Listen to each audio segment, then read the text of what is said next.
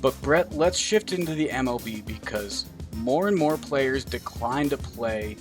Players are testing positive. It's looking more and more risky, and like 60 game season with the playoffs, and is it worth it? I don't think so. It's too Yeah, late. It's too late.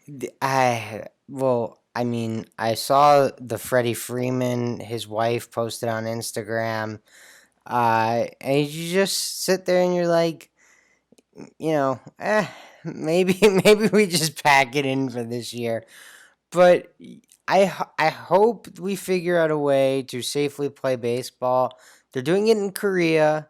It feels like they're doing it in Japan. So, I mean, it seems like it can be done, right? It can be done if you properly take care of the coronavirus and actually get through the wave, which America hasn't done. These other countries have actually been able to control. The fact that America's considering just going back to normal right now in terms of the coronavirus, seeing the cases continue to rise, is just not a smart plan, in my opinion. Carlos Correa made an interesting statement of his wife and him have an understanding about not going to the salon and getting hair or nails done right now, and it's really just about trying to minimize exposure in general. And for those who don't know, his wife, Daniela Correa Rodriguez, was Miss Texas in 2016. So he is saying this after his Sunday workout in just terms of personal responsibility of the players and family members in terms of just limiting your own exposure. And I think that's a good public message to put out to people. Yeah, I think that's important, but uh, you know, I'm more interested in Mike Trout saying that he wasn't comfortable in baseball's plan, and like, I appreciate Carlos Correa announcing like, hey, my family is taking steps to, prevent it as much as possible and be as safe as possible, and other people should do that too. And I think the more people like when you have a Mike Trout out there saying, I don't feel comfortable, it makes other people's ears perk up. I mean, that's the best player in the sport saying he might opt out. David Price opting out. You know, Ryan Zimmerman opting out. All these guys opting out. Big names. That's what moves the needle. I think that's the interesting. I appreciate Carlos Correa taking the preventative measures, though. That is good.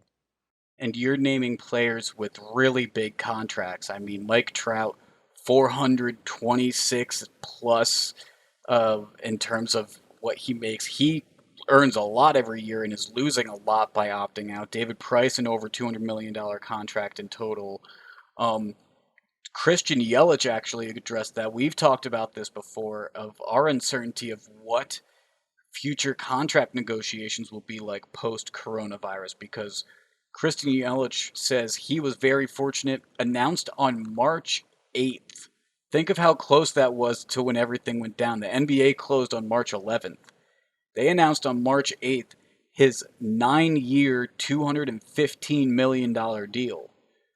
That might be the last big MLB contract that we see. And in America, that's the only big sports league without a salary cap. So those are the biggest contracts, biggest numbers that we see as fans. Yeah, I mean, it's obviously going to affect the end of the bench for guys who can't afford to sit out. Like Mike Trout missing a year, he can survive off last year's check, I'm sure. But the day to day guys, it's going to affect a lot, and they're the ones that need the season. It's just, it's a very tough dynamic. I have no idea what's going to happen. Uh, Christian Yelich is correct. He signed at the very last minute because he would not be signing that contract today. No, he would not have had much contract negotiations after that in terms of, I think, around March 11th, March 15th. Those talks probably would have slowed down a lot if he hadn't had something signed yet. But I'm sure everyone's on pins and needles as there's plenty of plans for sports to come out. but we'll see if it actually happens. There's also talks, though, about name changes, Brett, and we see it in the MLB, we see it in the NFL. The Cleveland Indians are reviewing their name change, and Terry Francona, the manager of the team, said he's in favor of it. Yeah, no, I mean, that's big news from the Indians. They came out on their own. Obviously, we saw the Washington football team. Some sponsors applied some pressure, but Cleveland just came out there the next day and announced they were launching their own self investigation.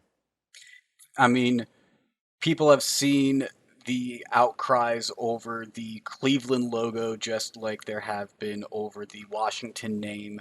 Bomani Jones of ESPN gained a lot of headway for his shirt that was in the Cleveland font of their jersey, but it said Caucasian, I believe, is what it said, and it was just a perfect display at how wrong it is to use a person's ethnicity and race and livelihood and a slur of it in the fact as a name. I'm in favor of these teams changing their names.